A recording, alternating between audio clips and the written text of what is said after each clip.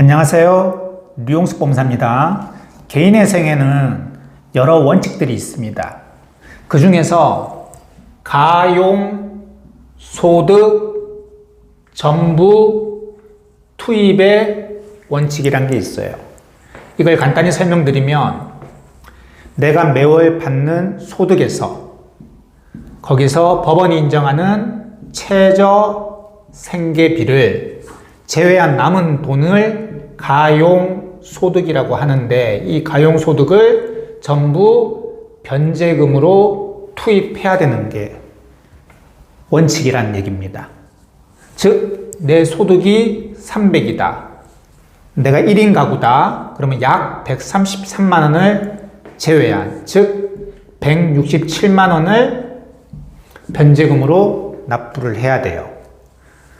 그러면 이 소득이 많으면 많을수록 이 변제금이 높아지겠죠. 반대로 소득이 적으면 적을수록 이 변제금은 낮아지겠죠. 단순한 산수 아닙니까?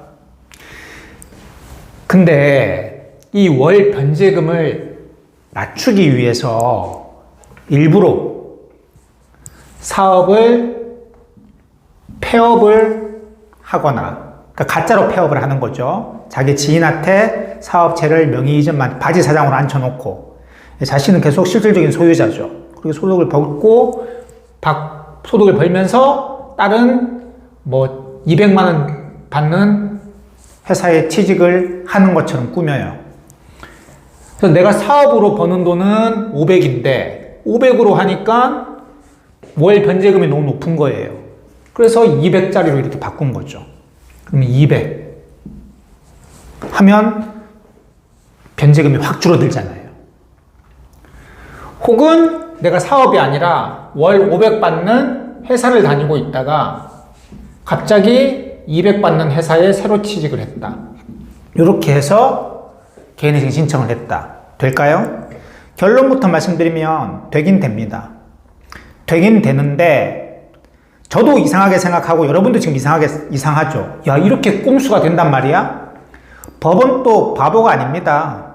밥만 먹고 이것만 하는 사람들인데 그 심보, 그 속셈을 모르겠습니까? 뻔히 다 압니다. 그런데 물증은 없잖아요. 경찰처럼 수사할 수는 없잖아요. 그렇게 수사는 안 합니다. 수사권은 없습니다. 사법부가 수사권 없잖아요. 판단만 할 뿐이지. 그렇다고 경찰이 신고를 해요? 그럴 수도 없는 거고요. 그래서 의심은 하지만 명백한 수사를 해서 증거를 잡을 수는 없기 때문에 이런 경우에는 거의 99% 조건부 인가 결정을 내립니다. 즉 인가결정인 인가결정인데 조건을 다는 거죠. 1년에 한 번, 혹은 6개월에 한 번, 혹은 소득이 얼마 이상 증가하면 법원에 신고하라라는 조건을 붙여요. 안 하면요, 개인회생 절차를 폐지시켜버립니다. 그래서 여러분들 막 인터넷 글들 요즘 의뢰인들이 그냥 오시는 경우는 거의 없어요. 유튜브라든지 블로그라든지 어느 정도 검색을 해갖고 오세요. 근데 그런 꼼수를 막 얘기해주는 그런 글이나 영상이 있는가 봐요. 특히 명의대여 사무실이나 사무장 사무실 이런 데서요. 그 꼼수를 들고 와가지고 이 변제금을 낮추려고 막 그 꼼수를 좀 해달라고 얘기를 해요. 그럼 제가 얘기를 하죠. 안 통합니다. 안 통해요, 여러분들. 바보가 아니에요, 법원이. 제가 지금 잠깐 얘기하는 거 들어봐도 여러분들도 이상하지 않습니까? 그러면 밥만 먹고 이 일만 하는 회생위원이나 판사들은 당연히 더 의심하죠. 그래서 조건부 가격이 좀 떨어지면 더 귀찮을 따름이에요.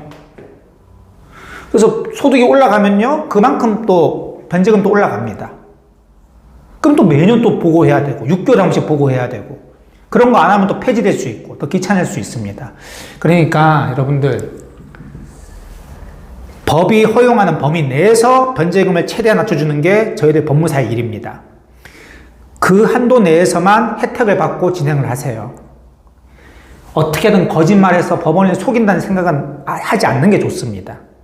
그러면 더 귀찮고 더 어려울 뿐입니다. 이번 시간에는 개인회생 변제금을 낮추기 위해서 소득이 낮은 곳으로 이직을 하거나 소득이 낮은 곳으로 새롭게 취업을 하거나 하는 방법이 허용되느냐? 허용은 된다. 하지만 그렇게 되는 경우 거의 99% 조건부가 결정이 나와서 더 귀찮아질 따름이니까 원칙대로 진행하셔라. 예, 지금까지 류홍석 법무사였습니다. 감사합니다.